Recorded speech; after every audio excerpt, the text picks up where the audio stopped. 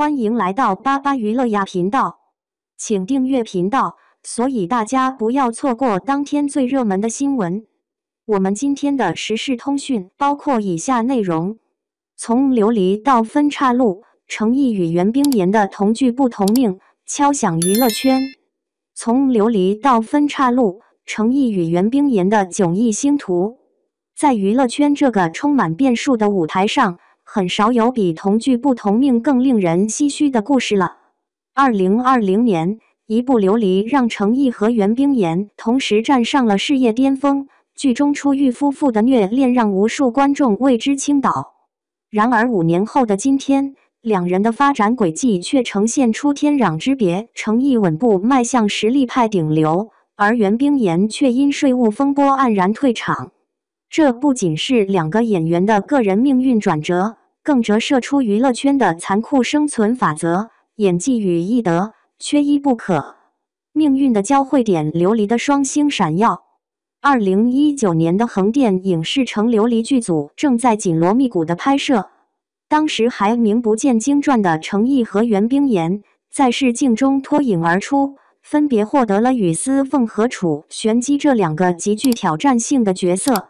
导演尹涛回忆道，程毅试镜时那段无实物表演让我震惊，他对着空气演出了一场完整的感情戏，而袁冰妍则用他那双会说话的眼睛征服了所有人。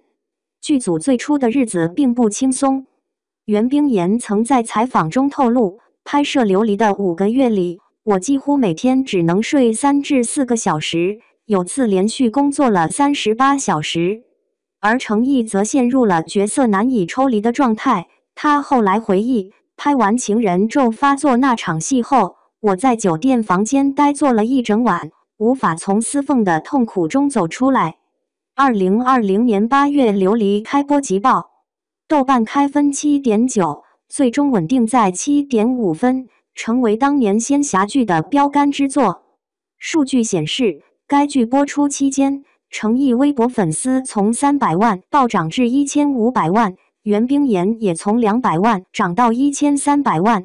司凤吐血和玄机觉醒等话题阅读量合计超过40亿次，两人组成的出狱夫妇 CP 成为年度最热荧幕情侣。然而，正是这部剧的收官云歌会，埋下了两人日后走向分歧的伏笔。在那场被粉丝称为史上最尴尬歌会的活动上，程毅刻意与袁冰妍保持距离，拒绝互动，甚至避免眼神交流。这一行为当时引发巨大争议，程毅一夜掉粉近50万。但事后看来，这或许是他团队深思熟虑后的决定，在袁冰妍早期税务问题出现端倪时，及时划清界限。程毅的破茧之路，从流量到实力的转型。琉璃爆红后，程毅没有止步于古偶男神的舒适区，而是开启了一条稳健而多元的发展道路。2021年，他在谍战剧《深潜》里，他细致观察残障人士的肢体语言，塑造了一个轮椅上的药物研发员。这些角色虽未复制琉璃的热度，却赢得了业内对他专业态度的认可。2023年，程毅迎来了第2个事业高峰，莲花楼豆瓣开分8.5，被赞为近年武侠剧天花板。他为李莲花一角设计了3种表演层次：前期潇洒不羁，中期隐忍克制微驼背，轻声说话，后期超然物外。这种方法论先行的表演理念，标志着他从情感驱动型演员向文化建构型演员的转变。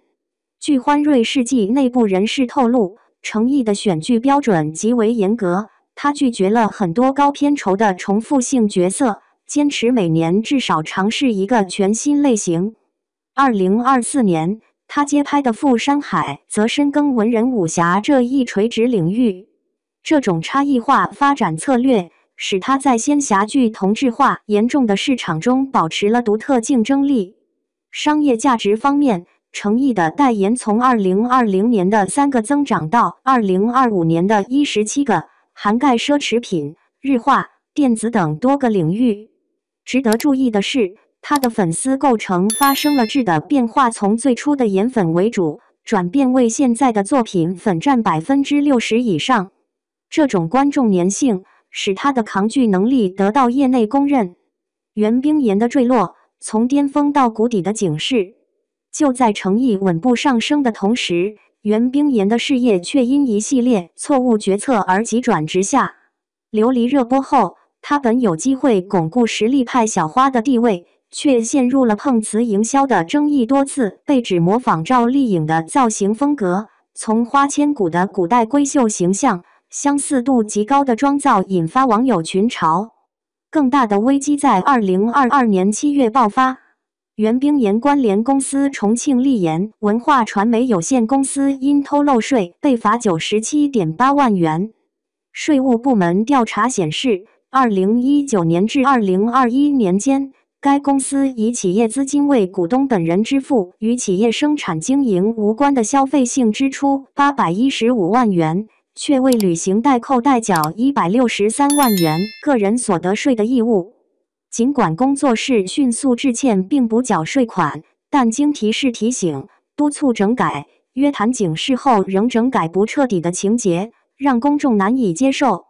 多米诺骨牌效应随即显现 ，Dior 等品牌迅速撤下它的宣传物料，狐妖小红娘月红篇无限期延后。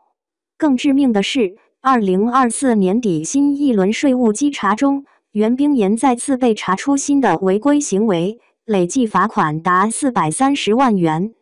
这一次，连微博账号也被封禁，彻底断送了复出可能。对比两人在危机公关上的表现，诚意团队在琉璃云歌会争议后，采取了沉默是金的策略，用后续作品说话；而袁冰妍团队则屡次试图通过冷处理蒙混过关。一位资深经纪人评价，在娱乐圈，及时止损比强行洗白更重要。诚意懂得断臂求生，而袁冰妍总想侥幸过关，最终酿成大祸。分道扬镳的深层逻辑，亦德与规划的差距。诚意与袁冰妍的发展差异，远不止运气好坏这么简单。从职业规划看，诚意遵循着清晰的长期主义路线，中央戏剧学院科班出身，经历8年龙套生涯。爆红后仍坚持角色服务论，拒绝被流量绑架。而袁冰妍虽毕业于上戏，却始终缺乏系统规划。曾在采访中承认：“我常被眼前的机会吸引，而忽略长远发展。”在专业态度上，两人的对比更为鲜明。诚意以献技式表演著称，琉璃中哭到缺氧莲花楼带伤拍摄；袁冰妍则屡被剧组人员爆料配合度低。2023年某古装剧拍摄期间，因不满造型而迟到数小时的传闻甚嚣尘上。最根本的分野或许在于对演员身份的理解。诚意在某次采访中的话颇具深意：“演员就像茶，需要时间沉淀才会有回甘。”而袁冰妍早年接受时尚 Cosmo 采访时却表示：“我希望观众记住我的角色，也记住我这个人。”这种对个人知名度的执着，最终可能误导了他的职业选择。殊途之后的启示。2025年的东京国际电影节红毯上，作为评审团成员的诚意与复出试水的袁冰妍短暂同框。媒体捕捉到的画面里，诚意礼貌性点头后快步离开，而袁冰妍的笑容中带着几分勉强。这一刻，仿佛是他们职业生涯的隐喻，曾经并肩的伙伴，如今已隔着一道看不见的鸿沟。回望两人的发展轨迹，诚意的成功印证了演艺圈的竹子定律：前4年只能长3厘米，第5年开始每天长30厘米。而袁冰妍的坠落则警示着，在监管趋严的娱乐行业，亦得以成为比演技更基本的入场券。